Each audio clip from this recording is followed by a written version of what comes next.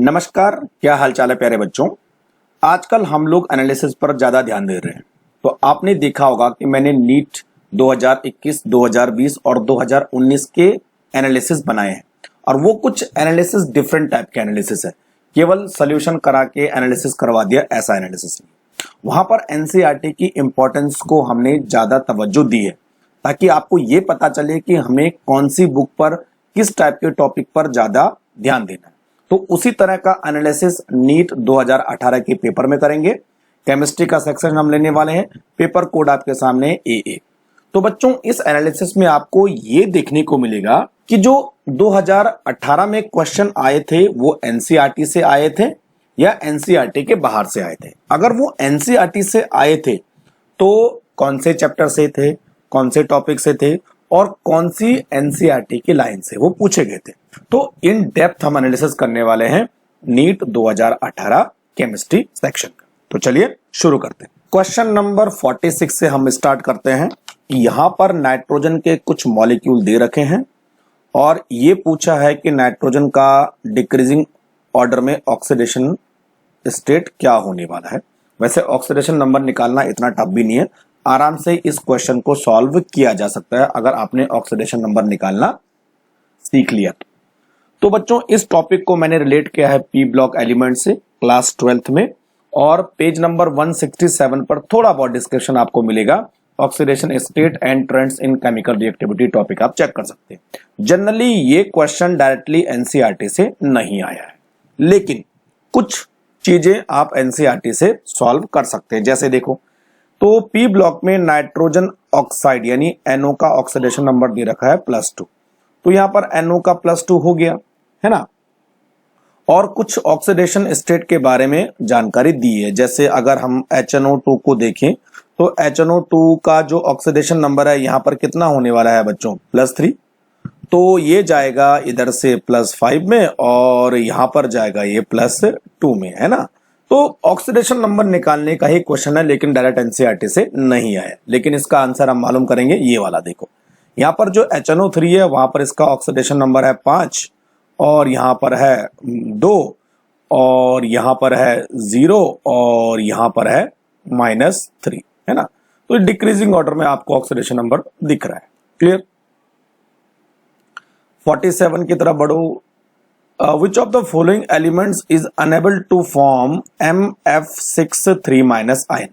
ये question NCERT से आया है और हूबहू मैं आपको क्वेश्चन दिखा देता हूं। देखो, तो आपको चेक करना है अगेन पी ब्लॉक का 11th वाला चैप्टर है ना, 312 पेज नंबर आप चेक करो।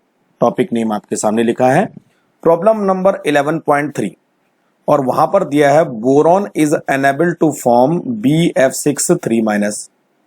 अब बोरॉन दिया है तो आंसर भी बोरॉन होना चाहिए, है ना। तो ये पूरा उसका डिस्क्रिप्शन दिया है क्योंकि बोरॉन के पास d ऑर्बिटल नहीं होता है तो उसका कोवैलेंसी 4 से ज्यादा नहीं हो सकता है। यहाँ पर 6 दिए है तो आंसर हो जाएगा बोरॉन। क्लियर। एनसीईआरटी का ही क्वेश्चन है। क्वेश्चन नंबर 48 की तरफ आ जाओ। एलिंगन डायग्राम को देख के ये सॉल्व करना है कि कौन सा एलिमेंट एल्यूमिना को रिड्यूस कर सकता है। तो भाई एनसीईआरटी में मेटलर्जी वाला आप चैप्टर देखोगे 152 पर एलिंगन डायग्राम का डायग्राम दे रखा है। तो ये वो एलिंगन डायग्राम का डायग्राम है जहां पर ΔG और टेम्परेचर के बीच ग्राफ बना है। जो एलिमेंट ऊपर वाली लाइन पर है वो नीचे वाली लाइन के एलिमेंट से आराम से रिड्यूस हो सकता है। तो जो एल्यूमिनियम है उसके नीचे केवल मैग्नीशियम की लाइन है, तो सीधी सी बात है कि मैग्नीशियम एल्यूमिना को रिड्यूस कर सकता है। बाकी देखिए, जो जिंक, आयरन और कॉपर है, यहाँ पर जिंक और आयरन और कॉपर है, ये एल्यूमिनियम से ऊपर है तो एल्यूमिनियम इनको रिड्यूस करेगा, न कि ये एल्यूमिनियम को रिड्यूस करेंगे, है ना। और एलिंगन डायग्राम के बारे में एक एग्जांपल 6.1 पे आप इसी तरह का कुछ देख सकते हैं कि मैग्नीशियम कुड रिड्यूस एल्यूमिना, तो दे ही रखा है वैसे भी, तो आंसर हो गया magnesium. 49 the correct order of atomic radius in group 13 element. अब देखो जी, ये आया है पी ब्लॉक 13-14 ग्रुप से और पेज नंबर हम लोग देखेंगे 309 और एटॉमिक रेडियस, यानी ये भी एनसीईआरटी से ही डायरेक्ट उठ के आया है। अब देखो जी, कहां पर है तो एटॉमिक रेडियस टॉपिक जब आप चेक करोगे तो वहां पर दिया है, देखो, on moving down the group for each successive member one extra shell of electron is added, therefore atomic radius is expected to be increase, यानी एटॉमिक रेडियस बढ़ती है। लेकिन एक एक्सेप्शन है, वो कौन सा है? जो गैलियम का रेडियस है वो एल्यूमिनियम से कम होता है। तो बस गैलियम को जो है पहले रखना है, एल्यूमिनियम को बाद में रखना है, ये वाला हो गया। क्लियर? ठीक है, एनसीईआरटी का एक क्वेश्चन है, समझ में आया होगा। 50, क्वेश्चन नंबर 50, यहां पर किसके रिगार्डिंग स्टेटमेंट आपको फॉल्स ढूंढना है? हैलोजन के रिगार्डिंग। तो ये भी डायरेक्ट एनसीईआरटी का एक क्वेश्चन है। पी ब्लॉक 15 और 17 ग्रुप आप चेक करना, पेज नंबर 194 193 में आपको मिल जाएगा chemical property and electron gain enthalpy. अब देखो जी, 3-4 चीजें मैं आपको बताऊंगा। यहां पर दिया है कि जो फ्लोरीन एटम है उसके पास डी ऑर्बिटल नहीं होता है और सबसे ज्यादा इलेक्ट्रोनेगेटिव होने की वजह से इसका ऑक्सीडेशन नंबर हमेशा -1 होता है। और यहां पर दिया है कि fluorine show positive oxidation number, तो ये हमारे स्टेटमेंट रॉन्ग है और आंसर भी यही है। बाकी और चीज को प्रूफ करते हैं कि जो हमारे पास हैलोजेंस हैं वो मोनोबेसिक ऑक्सो एसिड बनाते हैं। देखो, मोनोबेसिक तो बनाते ही बनाते हैं, है ना, और सारे ऑक्सीडाइजिंग एजेंट होते हैं। तो यहां पर देखिए, they accept electrons, hence they are strong oxidising nature of halogen, है ना, जिसमें फ्लोरीन सबसे ज्यादा स्ट्रॉन्ग ऑक्सीडाइजिंग एजेंट है। और रही बात इलेक्ट्रॉन गेन एंथैल्पी की, तो क्लोरीन की इलेक्ट्रॉन गेन एंथैल्पी सबसे ज्यादा होती है। तो यहां पर लिखा है negative electron gain enthalpy of fluorine is less than chlorine. तो क्लोरीन सबसे ज्यादा इलेक्ट्रॉन गेन एंथैल्पी करने वाला एलिमेंट है ना। तो एनसीईआरटी का एक क्वेश्चन है, सारी चीजें प्रूफ हो गई है लाइन के साथ। 51, यहां पर ClF3 के बारे में पूछा है कि कितने लोन पेयर प्रेजेंट है। तो बच्चों ये क्वेश्चन भी एनसीईआरटी की लाइन से उठ के आया है, पी ब्लॉक एलिमेंट का क्वेश्चन है, पेज नंबर 200, 201, 203, 203 चेक किया जा सकता है। इंटर हैलोजन कंपाउंड वहां पर आपको टॉपिक मिलेगा। तो वहां पर एक टेबल बनी है जहां पर कई सारे इंटर हैलोजन कंपाउंड है, तो हमें केवल ClF3 देखना है। तो ClF3 का जो शेप होता है वो टी शेप होता है, इसके जैसे ही BrF3 का शेप होता है टी शेप। तो दोनों का जो स्ट्रक्चर है वो लगभग सेम होगा, है ना। तो यहां पर BrF3 का स्ट्रक्चर दिया है जिसके पास 2 लोन पेयर है, तो ClF3 के पास भी 2 लोन पेयर होंगे, है ना। तो लगभग एनसीईआरटी से ही, लगभग क्या पूरा एनसीईआरटी से आया है ना, एनसीईआरटी पढ़ के आंसर हो सकता है। क्वेश्चन नंबर 52, यहां पर एक रिएक्शन दी है और आपको PQR 3 प्रोडक्ट पता करने हैं। ये भी एनसीईआरटी से ही आया है। अब आप बोलोगे इतना टिपिकल क्वेश्चन एनसीईआरटी से कैसे आ सकता है? तो बच्चों आप चेक करना chapter alcohol phenol ether, page number 324 और प्रिपरेशन ऑफ फिनॉल टॉपिक आपको मिलेगा। वहां पर जब हम फिनॉल को बनाते हैं तो एक मेथड है क्यूमीन। तो जब अब क्यूमीन से हम फिनॉल को बनाते हैं तो हमें फिनॉल के साथ साथ क्या मिलता है? एसीटोन मिलता है बाय प्रोडक्ट। और देखो एसीटोन किस में आ रहा है? इसमें आ रहा है एसीटोन, इसमें फिनॉल है और ये क्यूमीन है, ठीक है। तो ये क्यूमीन है, ये फिनॉल है और ये एसीटोन है, ठीक है। तो जब बेंजीन जो है नॉर्मल प्रोपाइल क्लोराइड के साथ रिएक्शन करता है तो यहाँ पर जो है क्यूमीन मिलता है और उसके बाद ऑक्सीडेशन और हाइड्रोलाइसिस, देखो ऑक्सीडेशन और हाइड्रोलाइसिस है ना, तो फिनॉल मिल जाएगा आपको। एनसीईआरटी से की क्वेश्चन पूछा गया। 53 पे आओ, तो यहां पर ज्विटर आयन के बारे में आपको देखना है। तो बच्चों ये आया है बायोमॉलिक्यूल से, page number 413, classification of amino acid check करिए। तो वहां पर ज्विटर आयन के बारे में कुछ लिखा है। तो ये जो अमीनो एसिड है ना, जिसमें कि कार्बोक्सिलिक एसिड और अमीनो दोनों ग्रुप होते हैं, वो ज्विटर आयन बनाता है। मतलब इसमें माइनस आयन भी होगा और पॉजिटिव आयन भी होगा, नेगेटिव पॉजिटिव दोनों होते हैं। अब यहां पर लिखा भी है कि जो अमीनो एसिड्स होते हैं वो ज्विटर आयन बनाते हैं। तो यहां पर इन सब में अमीनो एसिड कौन सा हुआ? ये ग्लाइसिन, ठीक है। आंसर हो गया 4। 54, रिगार्डिंग क्रॉस लिंक्ड और नेटवर्क पॉलीमर्स, इनकरेक्ट स्टेटमेंट कौन सा है? ये भी बच्चों एनसीईआरटी से ही पूछा गया है। चैप्टर होगा पॉलीमर, पेज नंबर 426 और टॉपिक होगा classification based on the structure of polymers. तो यहां पर लिखा है they are usually formed by the bifunctional and trifunctional monomers.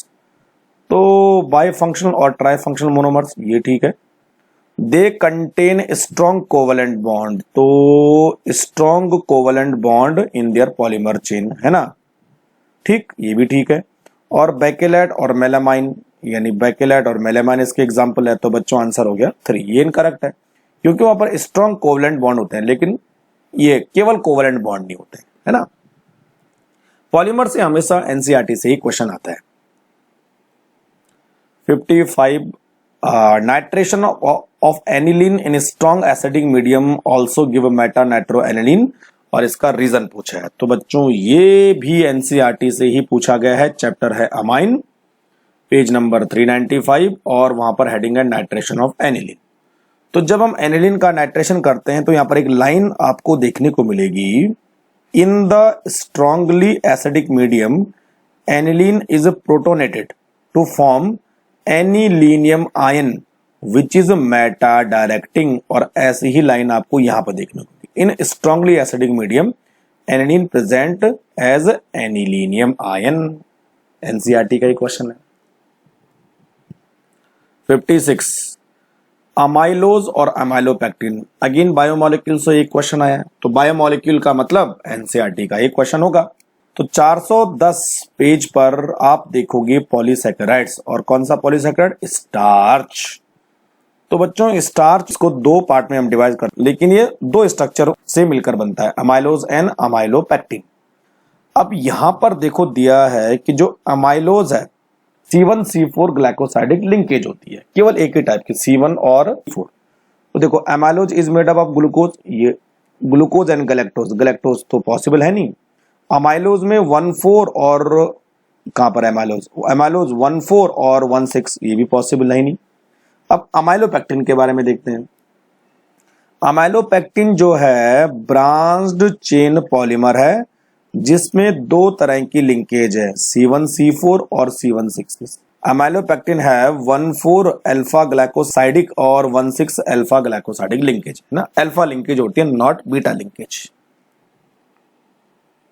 Okay 57, तो 57 वाला जो क्वेश्चन है वो एनसीईआरटी से नहीं पूछा गया है, 2-3 चैप्टर को मिला के क्वेश्चन आया है, क्योंकि यहां पर आपको प्रोडक्ट का वेट भी मालूम करना है और साथ में एसिड और बेस भी दिए हैं, H2SO4 के साथ रिएक्शन भी दिए है, जो गैस पास होगी वो KOH के साथ रिएक्शन करेगी। तो कई चैप्टर को मिला के ये क्वेश्चन पूछा गया है, एनसीईआरटी से नहीं है, इसलिए मैंने चैप्टर का नाम, पेज नंबर और टॉपिक फिक्स नहीं किए। सोल्यूशन आपकी स्क्रीन के सामने है, आप वीडियो को पॉज करके सोल्यूशन को देख सकते हैं, डिटेल में आप चेक कर सकते हैं। Clear. 58 which of the following oxide is most acidic. अब ये जो है एनसीईआरटी से ये पूछा गया है, एस ब्लॉक एलिमेंट चैप्टर होगा 301 page number, general characteristic of compounds of the alkaline earth metal. अब देखो बच्चों यहां पर एल्कलाइन अर्थ मेटल के ऑक्साइड एंड हाइड्रोक्साइड के बारे में दिया है। तो जो एल्कलाइन अर्थ मेटल है वो ऑक्सीजन के साथ रिएक्शन करके ऑक्साइड बनाते हैं और मोनो ऑक्साइड होंगे। Beryllium oxide is amphoteric while other oxide are ionic in nature. ठीक है। अब देखो बच्चों जो ऑक्साइड है ना वो वाटर के साथ रिएक्शन करके हाइड्रोक्साइड बनाते हैं। The basic character of these hydroxide increase with increasing atomic number, यानी ऊपर से नीचे बेसिक कैरेक्टर बढ़ेगा, यानी इसका मतलब ये एसिडिक भी है और बेसिक भी है ना। आंसर हो जाएगा बी। 59 की तरफ बढ़ते हैं।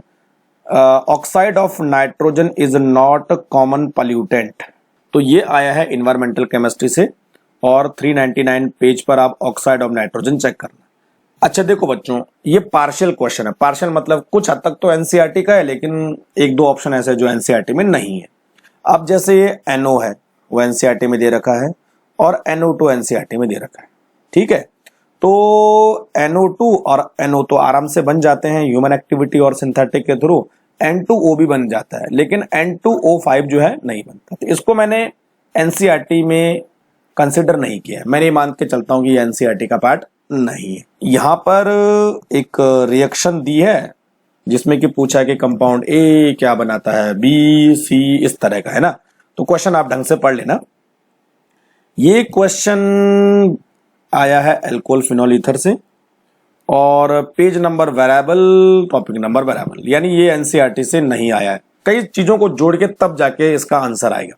कर तो सकते हो लेकिन एनसीईआरटी में डायरेक्ट नहीं दिया है। करेंगे कैसे, देखो। जब कोई अल्कोहल सोडियम के साथ रिएक्शन करता है तो सोडियम एल्कोक्साइड बनाता है। तो ऊपर दिया है कि compound A treatment with sodium to give B. अब जो हमारे पास अल्कोहल है वो अगर PCl5 के साथ रिएक्शन करता है तो एल्काइल हाइड्राइड बनाता है, ठीक है। तो ये C हुआ और ये B हुआ, और अगर आप B और C को मिला दो तो उस रिएक्शन को हम बोलेंगे विलियमसन सिंथेसिस, यानी ये C है और ये B है, तो आपको क्या मिलेगा, ether. 4 will be correct answer. तो मैं इसको एनसीईआरटी से डायरेक्ट क्वेश्चन नहीं मानता हूं। 61, ये भी एनसीईआरटी का पार्ट नहीं है, यानी एनसीईआरटी से डायरेक्ट नहीं पूछा है, हाइड्रोकार्बन चैप्टर से रिलेटेड है। तो बच्चों जो C7H8 है वो क्या है, टॉल्विन है ना। और जब टॉल्विन की क्लोरीन के साथ रिएक्शन होती है, मैं आपको सोल्यूशन करके बता ही देता हूं। जब टॉल्विन की जो है लाइट की प्रेजेंस में हेलोजिनेशन होता है तो यहां पर आपको मिलता है CCl3, तो ये आपका ए हो गया। और उसके बाद Br2NFe इलेक्ट्रोफिलिक सब्स्टिट्यूशन रिएक्शन। तो जो हमारा CCl3 है ना वो एक मेटा डाइटिंग है, तो Br मेटा पर लग जाएगा। और उसके बाद आपको क्या करना है, ZnHCl, इसका काम होता है रिडक्शन करना। तो ये दोबारा से Cl को हटा देगा और वापस यहाँ CH3 आ जाएगा। तो टॉल्विन वापस दोबारा से आ जाएगा और यहाँ Br हो जाएगा मेटा पर। तो मेटा ब्रोमो टॉल्विन यानी C will be correct answer, है ना। एनसीईआरटी से डायरेक्ट उठ के नहीं आया है। 62 हाइड्रोकार्बन से क्वेश्चन है। हाइड्रोकार्बन हमने चैप्टर लिया, पेज नंबर 370 372 एनसीईआरटी का ही पार्ट है। यहां पर आपको एक हाइड्रोकार्बन दिया है जिसकी रिएक्शन अगर ब्रोमीन से होगी तो वो एल्काइल ब्रोमाइड बनाएगा। तो एक ये हाइड्रोकार्बन है जो अगर हाइड्रोजन के साथ रिएक्शन कराए तो एल्काइल हैलाइड बनाएगा, ऐसा ही कुछ बनाएगा।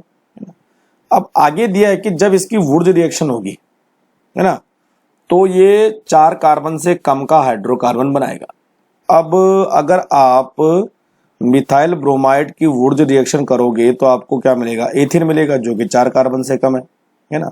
और एथिन जो है गैसियस फॉर्म में होता है। तो आंसर हो गया बच्चों कौन सा, ये CH4 वाला। ये वाला नहीं हो सकता क्योंकि ये अल्टीमेटली 4 कार्बन का हाइड्रोकार्बन बनाएगा आफ्टर वुर्ज रिएक्शन। लेकिन जो मेथेन है वो कितने कार्बन का बनाएगा, 2 कार्बन का। तो आपको लेस देन 4 कार्बन चाहिए। तो एनसीईआरटी से ही मैंने कंसिडर किया है इस क्वेश्चन को। 63, यहां पर आपको हाइब्रिडाइजेशन पता करना है। बहुत इजी क्वेश्चन है ना। लेकिन ये भी एनसीईआरटी से डायरेक्ट उठ के नहीं आया, लेकिन सॉल्व तो हो सकता है भाई। जीओसी चैप्टर से रिलेटेड है। पेज नंबर 327 में इससे मिलता जुलता या ऐसा कुछ मिल जाएगा कि जहां आप इसको सॉल्व कर सकते हैं, क्योंकि वहां पर जो है हाइब्रिडाइजेशन के बारे में दे रखा है। तो 327 पे प्रॉब्लम नंबर है 12.2। तो वहां पे देखो ये वाला है ना, ये वाला। तो जहां पर CH3 है वहां पर sp3, जहां पर CH है, sp2 sp2 और ये है sp, है ना। तो कुछ ऐसा ही करना है। तो पहले sp2 यानी कार्बन डबल बॉन्डेड होना चाहिए और लास्ट में sp, तो कार्बन ट्रिपल बॉन्ड होना चाहिए। तो ये वाला देखो sp2 sp बस सॉल्व। 64, यहां पर मोस्ट स्टेबल कार्बोकैटायन के बारे में आपको पता करना है। लेकिन कार्बोकैटायन थोड़ा टिपिकल दे रखा है, यानी नाइट्रो ग्रुप लगा रखा है और यहां पर एक सब्स्टिट्यूशन लगने की तैयारी में है। तो ये भी जीओसी से रिलेटेड है, लेकिन एनसीईआरटी से डायरेक्ट नहीं पूछा गया है ना। फिर भी हम 341 पेज पर जाके देख लेते हैं कि ऐसा वहां पर क्या है। तो 341 पेज पर आपको नाइट्रोबेंजीन के रेजोनेंस स्ट्रक्चर मिलेंगे। अब ये मैंने क्यों दिया, ये मैंने इसलिए दिया बच्चों कि जो नाइट्रोबेंजीन है वो मेटा डाइटिंग ग्रुप है ना। अब यहां पर चेक करो कि नाइट्रोबेंजीन में मेटा कहां पर है, मेटा यहां पर लगा है। अब मेटा यहां पर लगने की वजह से कि जो प्लस चार्ज है वहां पे रहा है, अब जब डबल बॉन्ड यहां पर आएगा तो प्लस चार्ज यहां चला जाएगा और अगली बार प्लस चार्ज यहां जाएगा, यानी जो प्लस चार्ज है वो यहां घूमता रहेगा। अगर प्लस चार्ज NO2 के डायरेक्ट कॉन्टेक्ट में आता है, जैसे यहां पर आ रहा है, यहां पर भी जा सकता है और यहां पर तो ये इलेक्ट्रॉन को खींच लेगा और यहां पर प्लस चार्ज की वैल्यू बढ़ेगी तो चार्ज बढ़ेगा तो स्टेबिलिटी कम होगी, तो आंसर हो गया ए। ठीक है,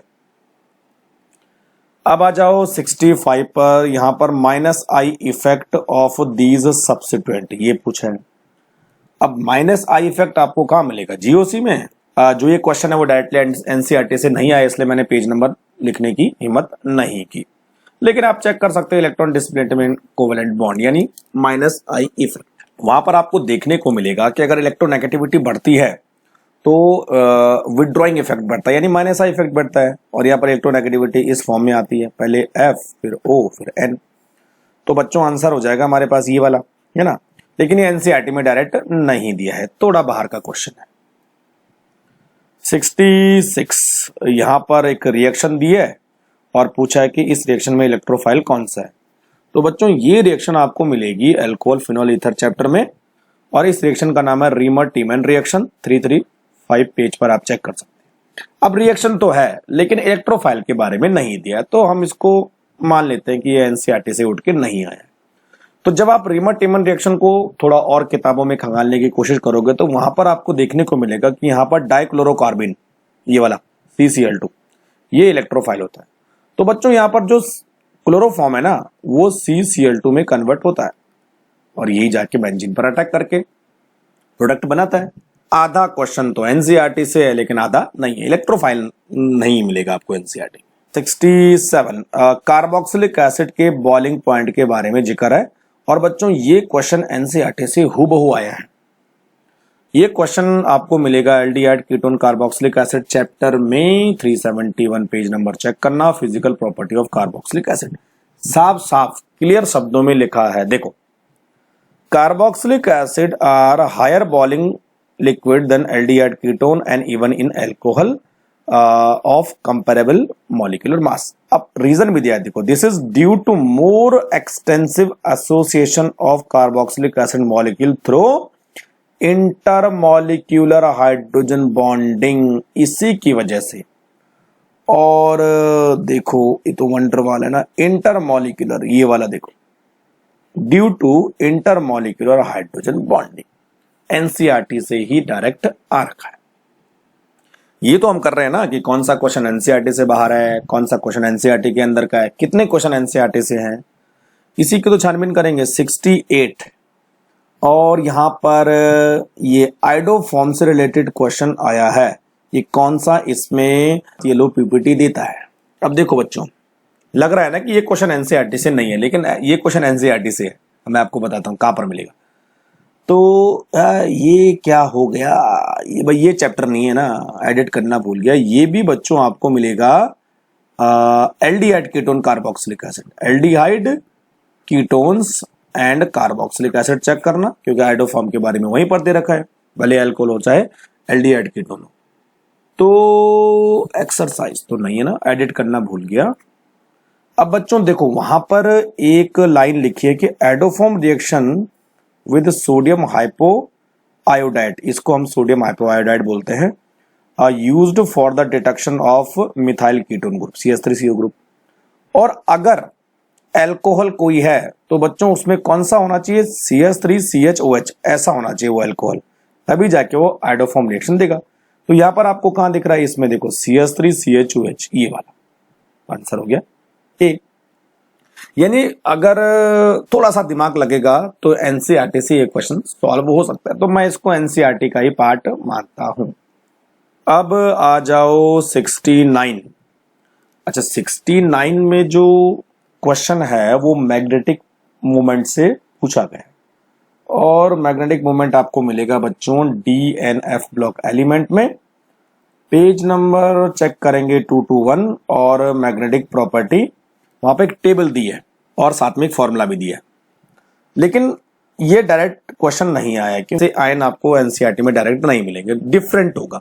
जैसे Ni2+, ये Ni2+ तो है, ठीक है, Fe3+, Fe3+ है ही नहीं कहीं, Fe2+ है ना, Cr3+, अब Cr3+ नहीं है, Cr2+ है ना, CO3+ भी नहीं है, CO2+ है।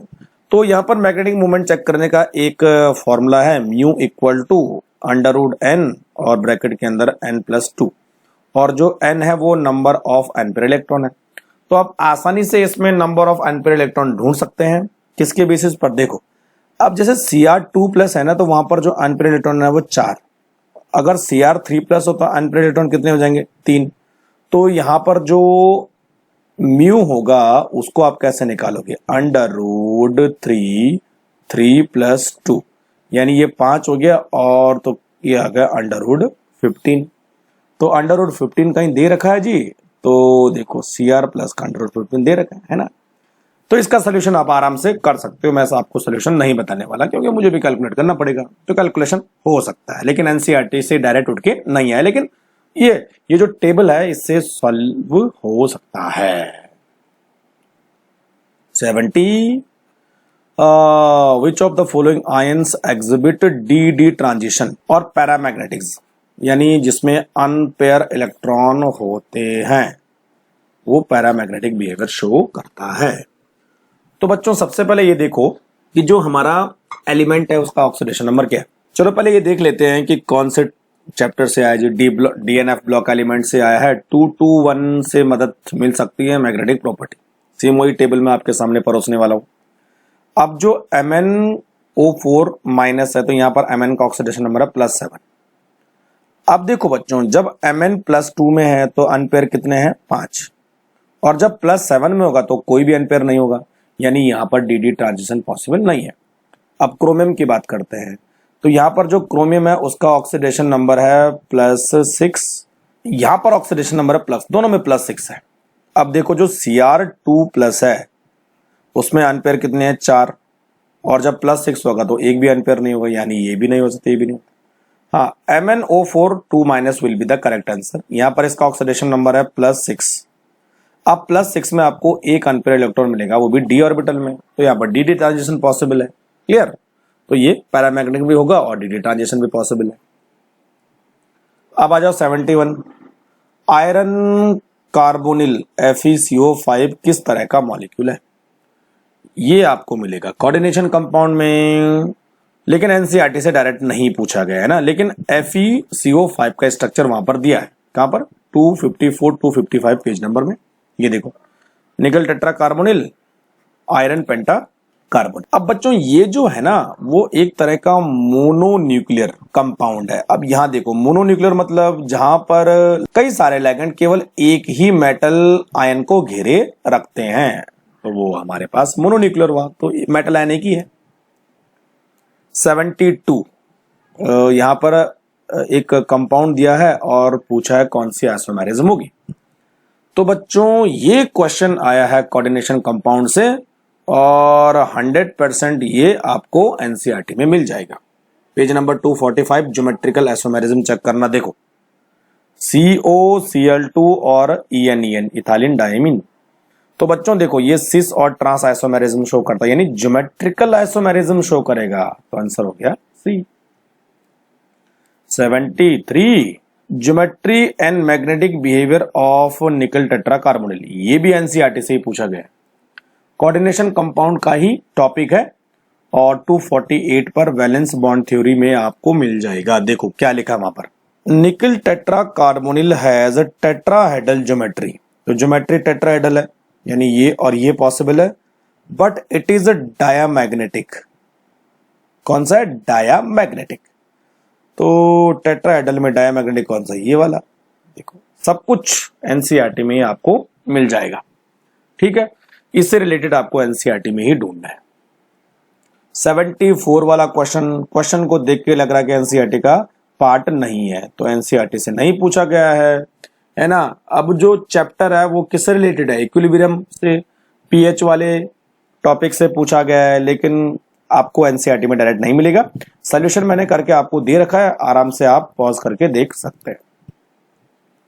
75, which of the following property does the coagulation power of an ion depends? तो एनसीईआरटी से ही आ रखा है। देखो, चैप्टर होगा surface chemistry, page number 142, properties of colloidal solution.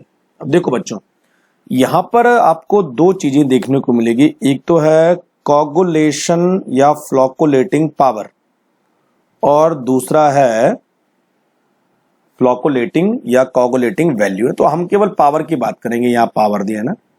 अब जो पावर है देखो वो किस पे डिपेंड करेगा, नंबर ऑफ वैलेंसी पर, है ना। अगर वैलेंसी बढ़ेगी तो उसकी पावर भी बढ़ेगी, और type of ion, negative ion है या पॉजिटिव आयन है। तो हार्डी-सूज़े रूल ये बोलता है कि जितना उसकी वैलेंसी बढ़ेगी, देखो यहां पर दिया है ना, generally greater the valence of the flocculating ion added greater its power to cause precipitation। ठीक है जी। तो आयन कौन सा है और कितनी वैलेंसी है, यानी मैग्नीट्यूड पर भी डिपेंड कर रहा है और टाइप्स पर भी डिपेंड कर रहा है ना। तो देखो both depends on magnitude as well as sign. Sign भी इंपॉर्टेंट है भाई, पॉजिटिव है कि नेगेटिव है। ठीक है। 76 van der Waals constant for these gases are given और मोस्ट इजिली लिक्विफाई कौन होगी। वंडरवाल आपको कहां मिलेगा, स्टेट ऑफ मैटर में। 146 पेज नंबर पर हम लोग चेक करेंगे behaviour of real gas deviation from the ideal gas behaviour, है ना। अब देखो बच्चों, डायरेक्ट एनसीईआरटी से तो नहीं आ रखा है, लेकिन थोड़ा बहुत अगर आप दिमाग लगाओगे तो आसानी से सॉल्व हो सकता है। तो वंडरवाल इक्वेशन ये रही, जिसमें कि दो कांस्टेंट है, एक ए है और एक बी है। जो ए है वो अट्रैक्शन फोर्स के रिलेटेड है और जो बी है वो साइज से रिलेटेड है। अब देखो बच्चों यहां पर दिया हुआ है ना, तो जो ए है it is measure the magnitude of intermolecular attraction force.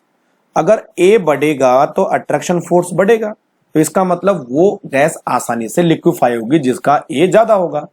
तो यहां पर ए ज्यादा किसका दे रखा है, ये देखो NH3 का दे रखा है ना। तो NH3 मॉलिक्यूल के बीच अट्रैक्शन फोर्स बढ़ेगा, बस आपको प्रेशर लगाना है तो आसानी से लिक्विफाई हो जाएगी। अब आ जाओ 77 पर, the solubility of BaSO4 in water इतनी है, तो आपको सॉल्युबिलिटी प्रोडक्ट यानी KSP निकालना है। तो ये भी एनसीईआरटी से आया है। अब देखो कैसे, यार यहां पर भी एडिट करना भूल गया, इक्विलिब्रियम है ना, इक्विलिब्रियम चैप्टर से आया है। तो वहां पर BaSO4 के सॉल्युबिलिटी के बारे में कुछ दे रखा है। तो जो BaSO4 है जब वो वाटर में डिसॉल्व होगा तो एक बेरियम आयन और एक सल्फेट आयन बनाएगा। अब देखो बच्चों, जो BaSO4 है उसकी सॉल्युबिलिटी प्रोडक्ट को हम ऐसे लिखेंगे KSP इक्वल टू ये तो Ba इंटू SO4 2-। ठीक। अब यहां पर दिया है कि अगर उसकी सॉल्युबिलिटी प्रोडक्ट इतना होगा तो उसकी सॉल्युबिलिटी इतनी होनी चाहिए। तो यहां पर हमें सॉल्युबिलिटी प्रोडक्ट निकालना, तो देखो दे रखा है 1.1 इंटू 10 की पावर -10। तो ये देखो 1.1 इंटू 10 की पावर -10 दे रखा है। क्लियर। अब आ जाओ 78 पर, maximum number of molecule in water. तो ये आ रखा है आपका बेसिक कॉन्सेप्ट से, पेज नंबर 15 पर मोल कॉन्सेप्ट आप चेक करना। तो मोल कॉन्सेप्ट में हमें नंबर ऑफ मोल ही मालूम करने हैं। ठीक है। तो देखते हैं कैसे इसको सॉल्यूशन करेंगे। तो सॉल्यूशन मैंने आपके सामने लिखा है ना, कि किस तरह से नंबर ऑफ मोल किस ऑप्शन में सबसे ज्यादा होने चाहिए। तो बच्चों सबसे ज्यादा किस में होने चाहिए, ये वाला है ना, थर्ड, 18 ml ऑफ वाटर। इसमें उतने ही मोल होंगे जितने एवोगाड्रो नंबर होता है और बाकी में कम हो जाएगा। 79 first order and second order reaction के बारे में क्या करेक्ट डिफरेंस है। तो एनसीईआरटी से नहीं आया है, क्योंकि एनसीईआरटी में फर्स्ट ऑर्डर और जीरो ऑर्डर के बारे में है, सेकंड ऑर्डर के बारे में नहीं है। ठीक है। केमिकल काइनेटिक्स चैप्टर होगा, पेज नंबर 108 में कुछ मदद मिल सकती है। हाफ लाइफ ऑफ रिएक्शन के बारे में दे रखा है। अब देखो है ना कि जो रेट ऑफ रिएक्शन है या जो रेट का एक्सप्रेशन है वो इस तरह से हम लिखेंगे। तो बच्चों अगर सेकंड ऑर्डर और फर्स्ट ऑर्डर होगा तो यहां पर x और y की वैल्यू कुछ ना कुछ होगी। इसका मतलब जो रेट है वो इनिशियल कंसंट्रेशन ऑफ रिएक्टेंट पर डिपेंड करेगा। ठीक है। अब देखिए बच्चों, यहां पर जो आंसर होगा ना वो होगा सेकंड वाला। जो हमारे पास जीरो ऑर्डर रिएक्शन है ना, उसमें जो टी हाफ है वो इनिशियल कंसंट्रेशन पर डिपेंड करता है, जबकि फर्स्ट ऑर्डर रिएक्शन के लिए जो टी हाफ है वो इनिशियल कंसंट्रेशन पर डिपेंड नहीं करता। ठीक है। तो दूसरा वाला फर्स्ट ऑर्डर और सेकंड ऑर्डर से रिलेटेड एकदम करेक्ट स्टेटमेंट है। क्योंकि जो सेकेंड ऑर्डर रिएक्शन है ना उसके लिए जो टी हाफ है वो इनिशियल कॉन्सेंट्रेशन पर डिपेंड करेगा। तो आप आराम से पॉज करके क्वेश्चन और जो मैंने सोल्यूशन दिए वो पढ़ सकते हैं, लेकिन एनसीईआरटी से नहीं आया। 80 और यहां पर आयनिक कैरेक्टर का ऑर्डर आपको निकालना है। एस ब्लॉक एलिमेंट से क्वेश्चन है 280 पेज पर, एक्सरसाइज से और आयनिक हाइड्राइड वाले टॉपिक से आया है। अब देखो बच्चों, यहां पर आयनिक और सलाइन हाइड्राइड के बारे में दिया है, और जब आप चेक करोगे 9.16 में तो एक क्वेश्चन दिया है वहां पर एक्सरसाइज में, CaH2 BH2 और TiH2 order of increasing electrical conductance. तो इसका मतलब इलेक्ट्रिकल कंडक्टेंस तब बढ़ेगी जब उसका आयनिक कैरेक्टर बढ़ेगा, है ना। तो ऊपर से नीचे आने पर आयनिक कैरेक्टर बढ़ता है, ठीक है। और CaH2 और BH2 के बारे में ऊपर दे रखा है ना। तो डिफरेंट क्या है इसमें, केवल BH2 है। यानी हम मान सकते हैं कि 80% एनसीईआरटी से 20% एनसीईआरटी से नहीं है, लेकिन आराम से सॉल्व हो सकता है। तो आयनिक कैरेक्टर ऊपर से नीचे बढ़ेगा, यानी ये देखो BE CA और BA इस तरह से होगा। अब ये खतरनाक वाला क्वेश्चन आ गया भाई 81। तो ये तो डेफिनेटली एनसीईआरटी से नहीं है, क्योंकि ऐसा क्वेश्चन आपको कहीं मिलेगा नहीं एनसीईआरटी में। तो इलेक्ट्रोकेमिस्ट्री से रिलेटेड है, और साथ में मैंने एक चैप्टर और लिया रिडॉक्स रिएक्शन, दोनों से रिलेटेड है। टॉपिक और पेज नंबर वेरिएबल हो जाएगा, और सॉल्यूशन मैंने आपकी स्क्रीन के सामने रख दिया है, तो आप आराम से पॉज करके सॉल्यूशन पढ़ सकते हैं। 82 वाला एक रिएक्शन है जहां पर ये KMnO4 जो है ऑक्सैलिक एसिड को एसिडिक मीडियम में ऑक्सीडाइज कर रहा है और CO2 बना रहा है। तो इसके लिए कॉफिशिएंट क्या होगा? तो बच्चों ये क्वेश्चन है DNF ब्लॉक एलिमेंट से, पेज नंबर 227 में हूबहू दिया है, पोटेशियम परमैंगनेट टॉपिक होगा। अब देखो ये रिएक्शन दी है जहां पर ऑक्सलेट आयन या ऑक्सलिक एसिड ऑक्सीडाइज हो रहा है in the presence of KMnO4। देखो 5C2O4 2 माइनस, तो C2O4 कितने आने चाहिए 5, MnO4 कितने होंगे 2, MnO4 कितने होंगे 2, और H प्लस कितने होंगे 16, ठीक।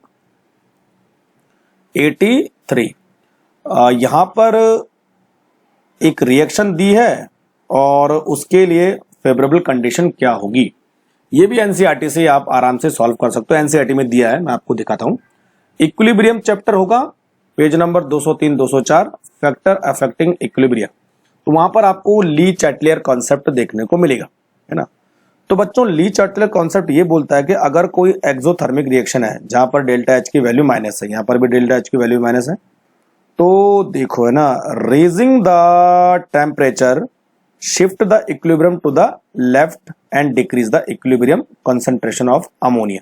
यानी अगर टेम्परेचर बढ़ाओगे तो ये इस साइड आएगा, तो टेम्परेचर हमें कम रखना है, तो यानी ये और ये आंसर होगा, ठीक। अब वॉल्यूम या फिर मोल के बारे में दे रहे, तो अगर हम प्रेशर बढ़ाते हैं तो इक्विलिब्रियम उस तरफ शिफ्ट होगा जहां पर नंबर ऑफ मोल, देखो which number of mole of the gases और प्रेशर डिक्रीज। जहां पर नंबर ऑफ मोल डिक्रीज होंगे, नंबर ऑफ मोल डिक्रीज होगा तो वॉल्यूम डिक्रीज होगा, वॉल्यूम डिक्रीज होगा तो प्रेशर डिक्रीज होगा। तो यहां पर 1 मोल है और यहां पर कितने मोल है 2 मोल है, तो यानी प्रेशर बढ़ाने पर यह आगे जाएगा, क्योंकि यहां पर वॉल्यूम कम हो रहा है ना। तो लो टेम्परेचर और हाई प्रेशर करना पड़ेगा, यानी third will be the correct answer, ठीक।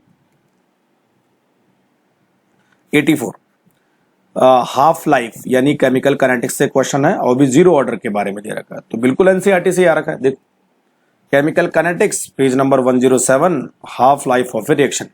तो अभी मैंने आपको बताया था कि जो जीरो ऑर्डर रिएक्शन है उसकी जो हाफ लाइफ है उसके लिए फॉर्मूला ये होगा। तो आपको साफ साफ दिख रहा है कि जो जीरो ऑर्डर के लिए टी हाफ है वो इनिशियल कॉन्सेंट्रेशन के डायरेक्टली प्रोपोर्शनल होता है। तो इसका मतलब ये बढ़ेगा, जितना ये बढ़ेगा उतना ये बढ़ेगा। तो यहां पर क्या कर रहे हैं, initial concentration of reactant double, तो जो टी हाफ है वो भी डबल हो जाएगा।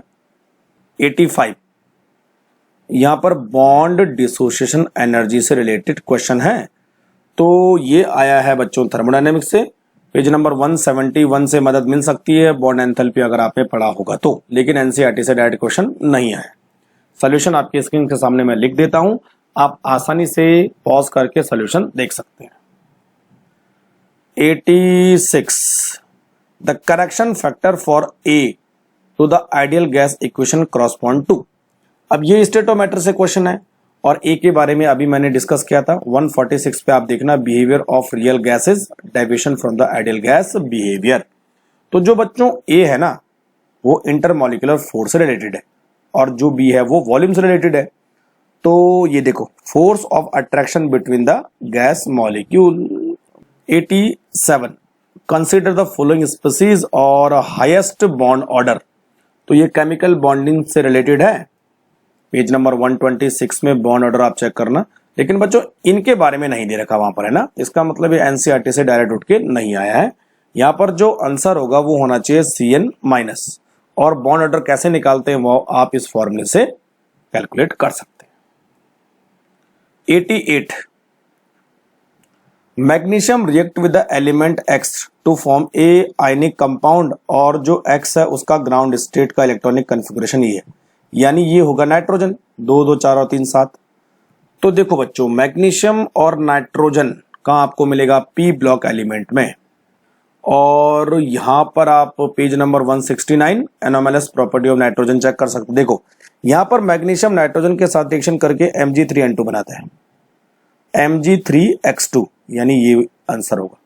तो ढूंढने से तो सब मिलता है ना, तो कहीं ना कहीं एनसीईआरटी से ही ये रिलेटेड है। चलो ऐसा करते हैं, मान के चलते हैं कि एनसीईआरटी से डायरेक्ट उठ के नहीं है। भाई ये तो बिल्कुल भी नहीं है, सॉलिड स्टेट से क्वेश्चन आ रखा है और पेज नंबर टॉपिक नेम का कुछ पता नहीं है, और जो सॉल्यूशन है वो ये है 3√3/4√2, यानी ये आंसर होने वाला है। 90 और लास्ट क्वेश्चन कौन सा रॉन्ग स्टेटमेंट है। तो देखो बच्चों ये आया है हमारा, यहां भी एडिट, इस बार एडिट करना मैं भूल गया, structure of atom, structure of atom है ना। तो स्ट्रक्चर ऑफ एटम में आप देखना कि एक लाइन लिखी है, देखो each orbital is designated by 3 quantum numbers. तो देखो orbital is designated by 3 quantum numbers, जबकि जो इलेक्ट्रॉन है वो 4 क्वांटम नंबर से रिलेटेड होता है। तो जो एक्स्ट्रा क्वांटम नंबर है इलेक्ट्रॉन के लिए वो कौन सा है, spin quantum number. Total angular momentum s orbital के लिए 0 होता है, तो एंगुलर मोमेंटम क्वांटम नंबर यानी L azimuthal quantum number s के लिए 0 होता है, ये भी ठीक है।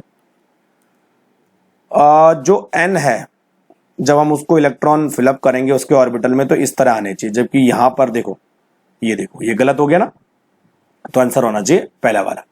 और dz² के लिए जो m की वैल्यू है वो 0 होती है, ये भी ठीक है। तो बच्चों ये था हमारे पास 2018 का एनालिसिस। अभी जाना नहीं है ना, रुके रहो, बने रहो वीडियो के साथ, क्योंकि अब कंक्लूजन निचोड़ आने वाला है। देखो तो इस पेपर में 2018 के पेपर में एनसीईआरटी से डायरेक्ट 22 क्वेश्चन आए हैं, तो हुए 88 मार्क्स, और बाहर के क्वेश्चन कितने हैं 23 यानी 92 मार्क्स। तो कंपैरेटिवली एनसीईआरटी से कम आए हैं, लेकिन एनसीईआरटी के बाहर के ज्यादा हैं। अब एक और इंपॉर्टेंट एनालिसिस देखो बच्चों, यहां पर मैंने 4 ईयर का डेटा निकाला है 2018 से लेकर 2021 तक, और ये दिया है कि एनसीईआरटी से कितने क्वेश्चन किस ईयर में पूछे गए। तो अगर मैं 18 की बात करूं तो 22 थे, 19 में 31 हो गए, 20 में 37 हो गए, और 21 में तो 45 की 45 एनसीईआरटी से। तो इसका मतलब ये हुआ कि जब हम 2018 से 21 की तरफ बढ़ रहे हैं तो एनसीईआरटी से नंबर ऑफ क्वेश्चन ज्यादा आ रहे हैं, और इस साल तो 45 के 45 आए थे। इसका मतलब एनसीईआरटी सबसे इंपॉर्टेंट बुक है नीट की तैयारी के लिए। तो अगर आप एनसीईआरटी ढंग से पढ़ोगे, नंबर ऑफ क्वेश्चन खूब लगाओगे, प्रैक्टिस करोगे जो कि एनसीईआरटी से रिलेटेड है, तो आसानी से आपका सिलेक्शन हो सकता है। तो मुझे बताना वीडियो आपको कैसा लगा है, कहीं पर आपको कंफ्यूजन है तो आप मुझे मैसेज कर सकते हैं मेरे टेलीग्राम ग्रुप में, टेलीग्राम चैनल से भी जुड़ सकते हैं, और यूट्यूब में भी मैसेज कर सकते हैं। सब चीजों का लिंक इस वीडियो के डिस्क्रिप्शन में लिख दो। चलिए, थैंक यू वेरी मच।